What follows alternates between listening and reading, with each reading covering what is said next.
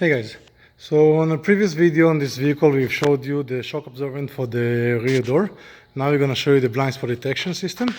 So we have sensors installed on each side of the vehicle, one on here, one on the other side. And inside the vehicle we have two LED lights, one on each A-pillar. So one in this corner and one in this corner. When you turn the ignition on, the system starts activated.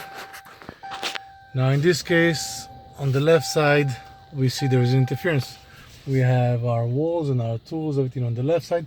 It's closer to the sensor, so we have an interference. On the right side, we have nothing. As you see, everything is far back. When we put a signal to the left side, we're not going to have any indication because there's nothing in our blind spot.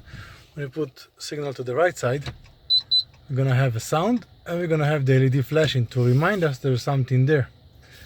When you drive, if there's something in your blind spot comes in, suddenly the light will turn on. When there's nothing there, the light will be off.